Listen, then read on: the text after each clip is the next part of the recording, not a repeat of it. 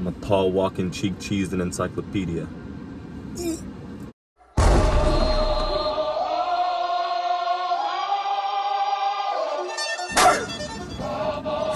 Week 10, ladies and gentlemen, welcome back. Recap from week 9. I got 9 games picked right, 4 wrong. So that's a pretty decent percentage. Let's keep up with those scores right there. Week 10 bye weeks. We have the Bengals, Ravens, same division. Jets, Patriots, same division. And 28 teams are currently playing or matched up this week 10. Starting off with our Thursday night, Falcons at Panthers. Panthers got, they played them 2 weeks ago, and they should have won that game. DJ Moore, I love DJ Moore, first round pick in 2018, but took his helmet off. It was a flag, and I think Alan Lazard scored a touchdown for the Packers against the Lions. He took his helmet off, and I don't think he got flagged. So something to look for there. If that happens again, just pay attention to if it does or don't. Anywho, the Panthers are at home. The Falcons lost, and they lost the lead for the division with the Bucks at 4-5. Panthers could come out. They're gonna come out hungry to beat them, but I do think the Falcons will prevail, 20-16. 20-16. I think is gonna be close. Tough defensive matchup. Falcons. I just see the Falcons making less mistakes than the Panthers, and that's why the Panthers aren't gonna come away with the home victory. It's not an upset if they beat them. It's a division game that can go both ways, but I see 20-16 low scoring affair between these two teams that are playing for the second time in 3 weeks. Now we'll move off to our London game. I think the NFL is doing all teams are going to be in London at one point this season, or in Munich as well. Europa, Seahawks at Bucks. So neutral field, of course, but I got the Bucks beating the Seahawks here. Now I've been picking this. The Seahawks have been a hottest team in the league. Kenneth Walker, Rookie of the Year candidate for offense. Charles Cross, the tackle. Geno Smith. This team is playing good. Got rid of Russell Wilson and is benefiting from it. Not a lot of people would have thought that a couple months ago. But anywho, the Bucks, they got a big win last week. I see them actually getting after Geno Smith. Vita Vea had a good game. They send Devin White on blitzes. That always works. And their secondary is pretty good. I think they're getting Antoine Winfield Jr. back this week. Tom Brady has Mike Evans was struggling, but he got his other receivers going. I think the Bucks will handle business. They'll probably score some more points. I think they'll protect Brady because the Seahawks can come after you. Bruce Irvin, vet, been there a while. Tariq Woolen, rookie. They got a good team, but I think it's gonna be 31-24 Bucks. High scoring affair, great entertainment morning for people watching. And Seahawks wouldn't be too hurt from this loss. But then again, they do want to win. They're gonna play them tough. But I see the Bucks pulling off. I think Tom Brady's gonna be a big contributor as well, along with that defense. Lions at Bears. Two teams coming off. One team coming off a win, the other coming off of 2 losses, 2 tough losses, and 1 very close. The Bears, scary man. Justin Fields. And the Lions, you're getting confidence. Aiden Hutchinson with the pick, rookie safety with 2 picks. Jeff Okudah, I gotta say, is the best tackling DB in the NFL right now, so don't sleep on that. I think Okudah can neutralize the running game from not just Fields, but Khalil Herbert and the Bears' offensive scheme. I see Okudah being a big reason to stop slowing them down. But I still got a high-scoring affair here, ladies and gentlemen. The Lions are on the road. I think they're gonna compete with them. The Bears, both teams are gonna claw at each other, but I got the Bears coming out on top, 31-28. Be a very fun match to watch, or it could be one of those crazy games. There's 13-6 division game. You never know. You never know with those. That's why they're so good. Play them twice. It's hard to beat a team twice in the year, let alone 3 times to go to the playoffs. Browns at Dolphins. Dolphins are at home. Browns are coming off of a bye. I see them trying to establish a run and they get it going, but I just don't see Jacoby Brissett making enough splash plays late in the game versus Tua Tagovailoa splash plays to Jalen Waddle and Tyreek Hill, Mike Gesicki, Raheem Mostert's a good bell cow. In all honesty, you just gotta stay healthy. And I think I got the Dolphins winning by double digits here because I just don't see the Browns can rely on Nick Chubb for the whole game, or unless Kareem Hunt goes for 100 as well. I don't see them putting up enough points to keep up with the Dolphins because both defenses are, they're both fully capable. So I think I got the Dolphins 37, Browns 23. Dolphins should take care of business, but it'd be a huge win for the Browns if they can win. coming out of the bye. Trying to keep up in the North with the Ravens and the Bengals currently. And we bring us to another afternoon game here. Vikings at Bills. Vikings coming off of a win. My upset alert from last week did not go through because I had the Commanders beating the Vikings. They lost by 3, but it was close. It was close. Very close. Big. Anywho, I got the Vikings winning this week, though, at the Bills. The Bills, Josh Allen's questionable with an elbow. Jordan Poyer out indefinitely. Micah Hyde, neck injury. Tre'Davious White, doubtful, I think ruled out for this game as well. Bills have a lot of injuries currently. And I don't think a lot of people probably knew that going into that game against the Jets. Let alone I picked the Bills to beat the Jets, and the Jets neutralized them in the second half.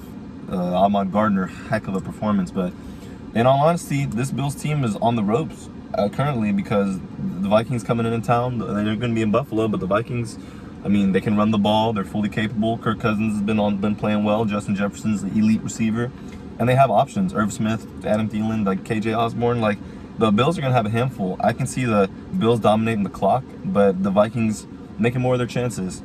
Probably committing less penalties than the Bills. I can see this being 26-24, Minnesota. Game of the week potential. Game of the week potential because the game of my week is going to come up soon. But next we have the Texans at the Giants. The Texans, great performance against the Eagles. Just wasn't enough to pull it off. They didn't maximize their opportunities they got. Damian Pierce, though, heck of a running back, competing for that Rookie of the Year along with Kenneth Walker. He needs to get in the end zone more. But the Giants coming off of the bye. The Giants win ugly games, and I think this will be one of them. I got them winning here because coming out of the bye, you're a little sloppy. Texans could have beat an NFC East opponent last week. Now they got the Giants in their house. And, they played the Eagles at home. I think the Texans are going to come out hot. But I can see Saquon Barkley doing a number on their rush defense because, I mean, they really have a hard time stopping the run. And I seen that keeping the Giants out of trouble from throwing it too much because, I mean, the Texans are probably going to rush hard. The Giants got a good defense. Seeing 19-16, Giants playing sloppy but pulling it off at the end. 19-16, New York. The Saints at the Jaguars at the Chiefs. Jaguars at Chiefs. So Chiefs are at home.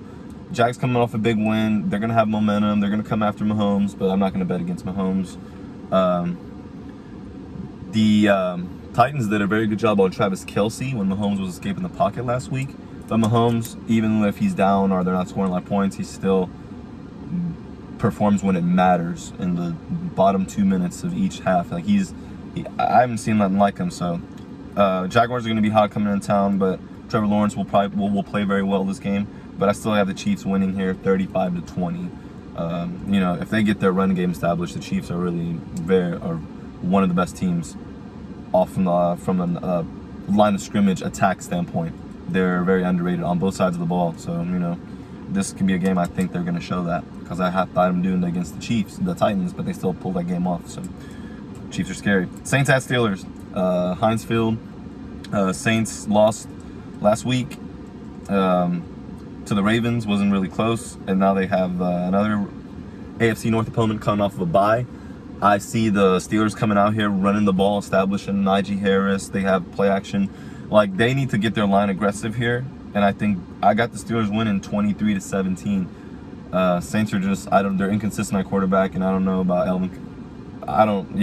Michael Thomas, I think, is still out. Their defense is shaky. So, Steelers would be a good win for them coming out the bye. Like the Browns, if they could. I got the Dolphins beating the Browns, but, hey, they need to keep up in that division. These are the two bottom teams in the AFC North, the Browns and the Steelers at the moment. So one of them would benefit a lot from a win. I think the Steelers are going to get that win in the Browns as opposed to the Browns. 23-17, Steelers at home over the New Orleans Saints. Colts at Raiders. The Colts are in a heap of disarray. So the Raiders are also nothing better. But in a matchup like this, I think both teams play bad. And then the other team will just make more plays. I think there'll be the Raiders making more plays than the Colts here. So I see it being 27-10, the Raiders at home.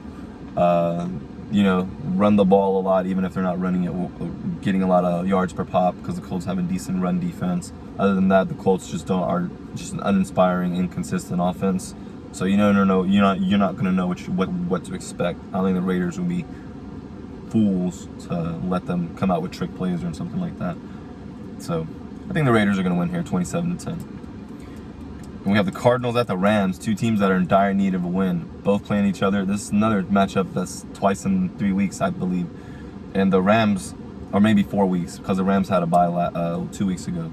But the man, this is tough because the Rams, I kind of thought they were going to beat the Bucks, but both these teams aren't very good. I think the Cardinals the D-line that performs better here is going to win this game, and I think it's going to be the Cardinals D-line because the Rams offensive line is not as good. The Cardinals, if they stay in gun the whole game, they put themselves in jeopardy to lose almost every game.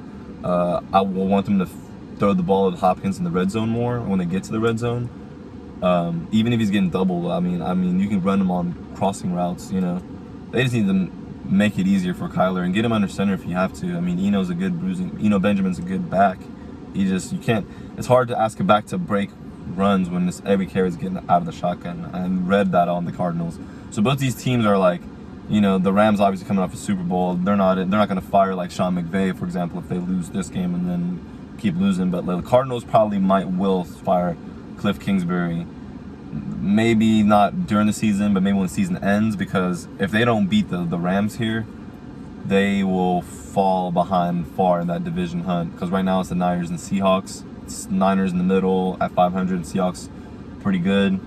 The Rams would also benefit from a win here against the Cardinals, don't get me wrong, but the Cardinals, I think, are, coaching jobs at stake here. And I believe their defense is very good. Isaiah Simmons, Zaven Collins, ball hawks, but offensively, they're very inconsistent. But somehow I got this being a shootout to an extent. 34-28. Hope it turns out a good game. It's an afternoon game, a later game because it's West Coast. Hopefully the people still watching football will have a good entertainer, a little popcorn action between two losing teams at the moment. So big game for both teams, but I think the Cardinals, a huge game for both teams. Both teams kind of need it. Final time they play each other this year, but I just got the Cardinals etching it out 34-28. Cowboys at Packers. Not much to say. Cowboys at Packers. Packers lost last week. Cowboys had a bye. Cowboys are going to commit some penalties, be a little sloppy. I expect that. But defensively, I don't see us giving up more than 20 points. And the offense is clicking on the cylinders I like to see. And their play calling has been consistent with how they called one another with our backup quarterback in too. I see us getting 2 defensive touchdowns this week, the Cowboys. The Packers will, if they get the ball late in the game, I can see them maybe getting a garbage touchdown, to give them that over to 20 points. But for now, I got the Cowboys winning at Lambeau Field, 38-16. Last time they played at Lambeau Field, they actually won a game, 2016. And 8 years before that, in 2008, they won too. So there you go. Chargers at Niners, Sunday Night Football. I've seen a Sunday Night Football matchup between them before when Colin Kaepernick had a 91-yard touchdown run. Not the longest for a career touchdown run for a quarterback. That is Terrell Pryor in 93, did against the Steelers. Anywho, though, these teams play each other very tough. This is a Super Bowl 94-95 season. This is that year Super Bowl. The Niners beat them with Steve Young, Jerry Rice. But they got some history here. But I think these teams play each other well. It'll be a good Sunday night. Chargers at the Niners. The Chargers, Justin Herbert pulls off games late. Austin Eckler is probably their most valuable player, offense and defense. So if he stays healthy, the Chargers are definitely, I believe, going to make a playoff push. Mike Williams didn't play last week, but I expect him to be in there. He needs to make some plays. He's a big-time receiver they have. And for the Niners, Jimmy Garoppolo doesn't... I think Trenton Williams, the tackle, is still out. He might be back this week, but I think he got one more week to heal. Their offensive line is going to be scary, very scary. Make people back healthy. They're going to run the ball, misdirection. Deebo Samuel, I think, is out, but it's not like they can't do the same with Brandon Ayuk. They have some options here. So I think it comes down to the team that commits the least turnovers. I can see them splitting 2 turnovers or 1 turnover each. But at the end, I got the Niners winning at home, 27-23.